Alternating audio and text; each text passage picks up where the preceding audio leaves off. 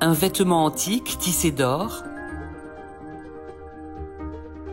le plus grand connu à ce jour,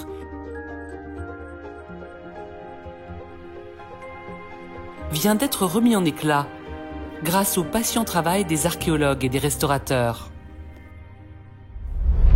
Pour prendre toute la mesure de cette découverte, il faut retourner dans la ville où ce tissu d'or a été mis au jour, à l'été 2020, Autun. Une cité prospère qui jouissait du temps de l'Empire romain d'un rayonnement majeur. Il faudrait imaginer Autun comme l'équivalent, Autun à l'époque antique, comme l'équivalent de Lyon, Toulouse, Lille, Marseille actuellement. On sait aussi qu'au fur et à mesure des années, Autun va se développer en tant que pôle ecclésiastique. On a au niveau de la cathédrale l'installation des premiers évêques, des premiers évêchés. Sur la nécropole de l'Antiquité tardive de Saint-Pierre-l'Estrier, les archéologues ont découvert en 2020 plus de 230 sépultures, datant du début du IIIe siècle jusqu'au milieu du Ve siècle après Jésus-Christ.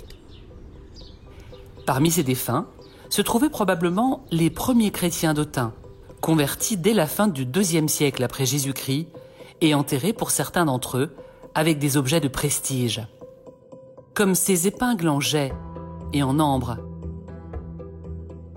ou cet exceptionnel vase diatrette en verre sculpté.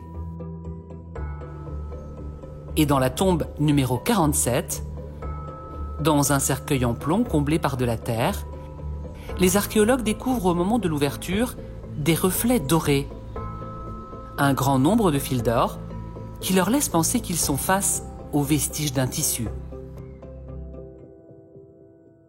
Donc c'était une très grande surprise de trouver ce tissu. C'est des choses qu'on trouve presque jamais en archéologie, surtout sur une telle surface, qui recouvrait plus d'1,5 mètre. Il faut savoir qu'en archéologie, quand on prélève des tissus, il faut les conserver à l'humidité pour éviter qu'ils se dégradent.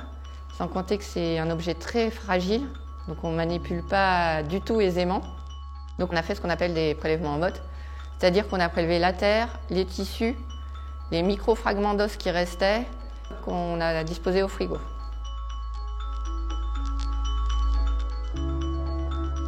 Une fois prélevés, les vestiges du tissu d'or d'Autun sont envoyés à Dijon.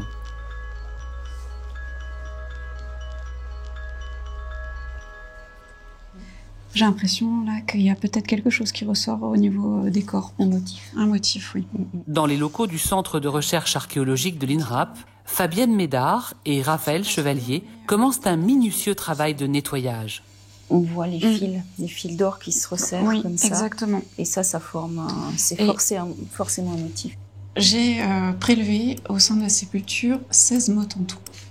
La difficulté, c'est d'intervenir sans endommager ce qu'on cherche à mettre en évidence.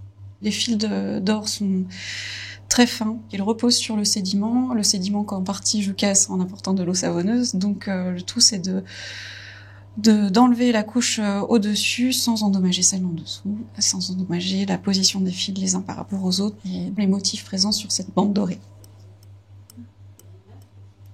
C'est presque de la feuille d'or en fait. Un souffle et ça disparaît. Enfin, ça s'écrase, voilà. Donc oui, c'est extrêmement délicat et extrêmement long. Du coup, forcément.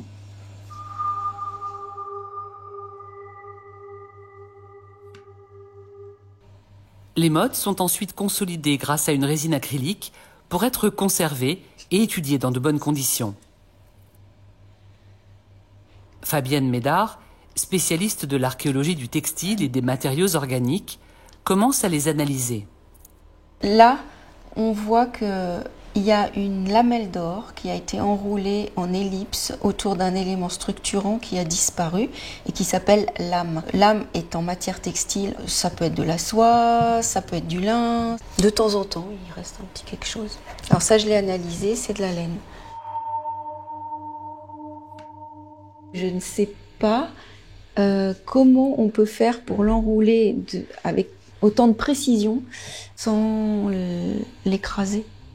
D'après la chercheuse, les fines lamelles d'or retrouvées dans les mottes composaient à l'origine une bande latérale et une autre bande de motifs végétaux.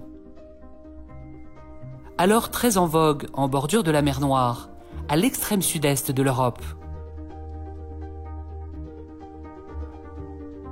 Le défunt de la sépulture 47 portait sans doute à l'époque un long vêtement bordé d'une large bande de tapisserie tissée de fil d'or, ainsi que des chaussures en cuir dorées à la feuille. Autant de signes qui témoignent de la prospérité d'Autun dans l'Antiquité tardive et du statut important du défunt de Saint-Pierre-l'Estrier.